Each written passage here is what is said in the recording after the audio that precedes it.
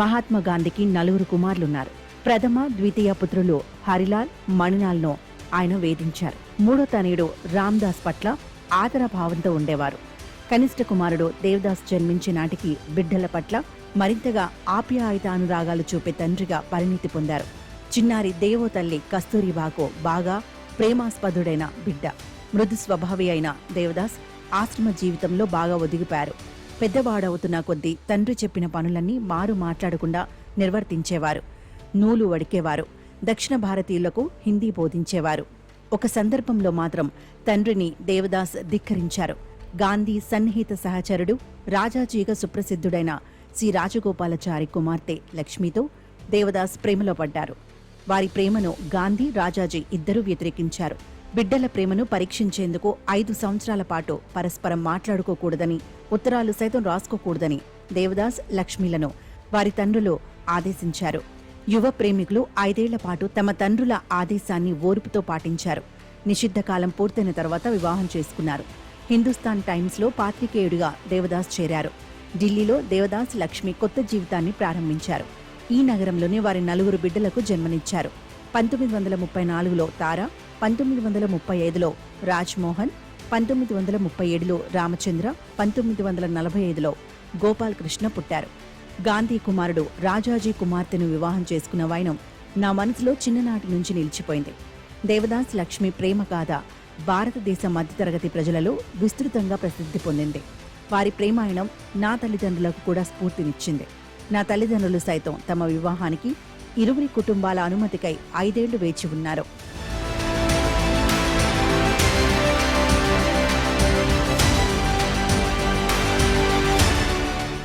దేవదాస్, లక్ష్మి గాంధీల సంతానం 4 పరిచయం కలగడం, స్నేహబంధం ఏర్పడటం, నా మేధో వ్యాసంగాలను వారు ప్రభావితం చేయడం నా జీవిత మహద్భాగ్యంగా భావిస్తున్నాను.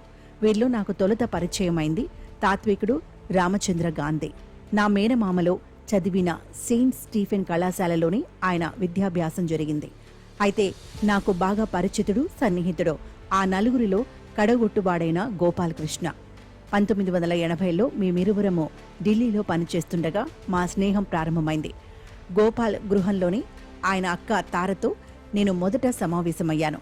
ఖాదీ వ్యవహారాలపై ఆమె సాధికారిక పరిశోధనలు నిర్వహించారు. తల్లిదండ్రుల మాతృభాషలతో పాటు హిందీ, బెంగాలీ, ఇటాలియన్, ఇంగ్లీష్ మొదలైన భాషలలో కూడా ఆమెకు అద్వితీయ పాండిత్యం ఉంది. గోపాల్ కృష్ణే తన పెద్ద సోదరుడు రాజ్మోహన్ను నాకు పరిచయం చేశారు. ఈ ఆగస్టు 7న రాజ్ 90వ వసంతంలోకి ప్రవేశించారు. ఈ ప్రశంసా వ్యాసానికి ఆయన పుట్టినరోజు ఒక సంతోషకరమైన సాకు. 1990లో నేను మొట్టమొదటిసారి రాజ్మోహన్ను కలుసుకున్నప్పుడు ఆయన ఒక పార్లమెంటరీ ఎన్నికలలో పోటీ చేసి ఓడిపారు. 1989లో అమేథీ లోక్సభ నియోజకవర్గంలో ప్రధానమంత్రి రాజీవ్ గాంధీపై ప్రతిపక్షాల ఉమ్మడి అభ్యర్థిగా రాజ్మోహన్ పోటీ చేశారు. ఆ ఎన్నిక అస్లీ గాంధీ, నకిలీ గాంధీ మధ్య పోటీగా దేశవ్యాప్తంగా సుప్రసిద్ధమైంది. రాజ్మోహన్ మహాత్ముడికి స్వయాన మనవడు. రాజీవ్కు గాంధీ పేర్లు యాదృచ్ఛికంగా వచ్చింది. సమున్నత నైతిక, మేధో వ్యక్తిత్వం ఉన్న రాజ్మోహన్కు సిరి సంపదలు లేవు. సహజంగానే నెహ్రూ కుటుంబానికి కంచుకోట అయిన అమేథీలో ఆయన పరాజయం పాలయ్యారు. అయితే ఆ సార్వత్రిక ఎన్నికల్లో రాజీవ్ పార్టీ ఓడిపోయింది. విశ్వనాథ్ ప్రతాప్ సింగ్ ప్రధానమంత్రి అయ్యారు. రాజీవ్కు గట్టి పోటీ ఇచ్చినందుకు గాను రాజ్మోహన్కు రాజ్యసభ సభ్యత్వం లభించింది.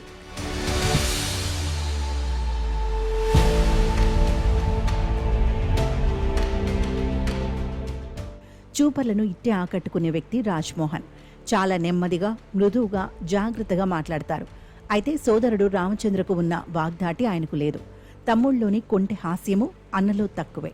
రాజ్మోహన్తో పరిచయమైన వెంటనే ఆయనలో అపారమైన ప్రభావశీలత ఉందని నాకు అర్థమైంది. అప్పటికే నేను ఆయన రాసిన రాజాజీ, పటేళ్ల జీవిత చరిత్రలు చదివాను. వాటి మేధో నైసిత్యం, నిష్పాక్షికత నన్ను ప్రగాఢంగా ప్రభావితం చేశాయి. రాజ్మోహన్ తొలుత హిమ్మత్ అనే మ్యాగజైన్కు ఎడిటర్గా ఉండేవారు. ఉదారవాద విలువలను నిర్భయంగా సమర్థించేవారు. ఎమర్జెన్సీలో అనేక ఒత్తిళ్లకు తట్టుకుని నిలబడిన ఆ పత్రిక ఆ తర్వాత ఆర్థిక వనరుల కొరతతో మూతపడింది. తదనంతర కాలంలో ప్రధాన స్రవంతి మీడియాలో సుప్రసిద్ధులైన పాత్రికేయులు, రచయితలు తొలుత రాజ్మోహన్ మార్గదర్శకత్వంలోనే శిక్షణ పొందారు.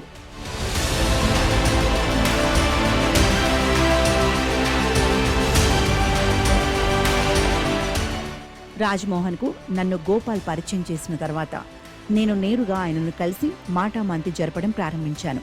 రాజ్తో ప్రతి సమావేశము మన దేశ చరిత్రపై నాకు కొత్త అంతర్దృష్టులను సమకూర్చింది. ముఖ్యంగా స్వాతంత్ర్యోద్యమంపై నా పరిజ్ఞానాన్ని ప్రగాఢము విస్తృతము చేసింది. భారత్ ప్రజాస్వామ్య బహుళత్వ భవిష్యత్తు గురించి మేము కలత చెందేవాళ్లం. అనేక సంవత్సరాలుగా నేను ఆయనతో ఢిల్లీ, బెంగళూరు, పంచగని, ఈస్ట్ లాన్సింగ్లో వివిధ విషయాలపై విస్తృతంగా సంభాషణలు జరుపుతున్నాను. రాజ్ పుస్తకాలు, వ్యాసాలు శ్రద్ధగా చదువుతున్నాను. అవి నాలో కొత్త ఆలోచనలను పురిగొల్పాయి. ఇన్ని సంవత్సరాల మా స్నేహంలో నేను ఆయనతో ఒక్కసారి విభేదించాను. ఇప్పుడు దాని గురించి ప్రస్తావించనవసరం లేని చాలా చిన్న విషయం అదే. మహాత్మా గాంధీ కంటే జవహర్లాల్ నెహ్రూను అమితంగా అభిమానించే కుటుంబంలో నేను పెరిగాను. భారతీయ పర్యావరణవాదంపై యువ పరిశోధకుడిగా నెహ్రూ పట్ల ఒక నిర్దిష్ట విమర్శనాత్మక దృక్పథం నాలో ఏర్పడింది. ఆయన ప్రభుత్వం అనుసరించిన ఆర్థికాభివృద్ధి నమూనా దేశ పర్యావరణ సుస్థిరతకు హానికరంగా పరిణమించడమే నెహ్రూపై నా వైఖరిని ప్రభావితం చేసింది. పర్యావరణవాదులో ఆయన ఆనాటి నా స్నేహితులు పలువురు తన మొదటి ప్రధానమంత్రిని తీవ్రంగా విమర్శిస్తుండేవారు. రాజ్మోహన్ ప్రభావం లేకపోతే నేను వారితో ఏకీభవించి ఉండేవాడినేమో. ఆర్థిక విధానం విషయమై గాంధీతో నెహ్రూ మౌలికంగా విభేదించినప్పటికీ మహాత్ముడికి న్యాయసమ్మతమైన వారసుడు నెహ్రూనే అని రాజ్మోహన్ తన పుస్తకం ద గుడ్ బోట్మ్యాన్లో సహేతుకంగా వాదించారు. మహాత్ముని అనుయాయులు అందరిలోనూ నెహ్రూ మాత్రమే గాంధీ సమ్మిళిత దృక్పథాన్ని బాగా అర్థం చేసుకుని అమలుపరిచారని రాజ్ పేర్కొన్నారు. మహాత్ముడి వలె నెహ్రూ కూడా ముస్లింల విశ్వాసం పొందిన హిందువు. స్త్రీలకు సమాన హక్కుల కోసం పోరాడిన నాయకుడు. భారతావనిలో సమస్త ప్రజల గౌరవాదరాలను పొందిన ఉత్తర భారతావని నాయకుడు. నెహ్రూకు ఉన్న ఇటువంటి విశిష్టత మహాత్ముని ఇతర అంతరంగికుల రాజాజీ, మౌలానా ఆజాద్, రాజేంద్ర ప్రసాద్, కృపలాని, సర్దార్ పటేల్లో ఎవరికీ లేదు. అరుదైన నైతిక రాజకీయ లక్షణాలు మూర్తిభవించిన నేత నెహ్రూ మాత్రమే. గాంధీ హత్యతో హతాశులైన నెహ్రూ, పటేల్లో తమ వ్యక్తిగత తాత్విక దృక్పథాలలో విభేదాలను విస్మరించి భారత్ ఏకీకరణకు, భారతీయుల సమైక్యతకు ఎలా కృషి చేశారో రాజ్మోహన్ తన పుస్తకంలో విపులంగా వివరించారు.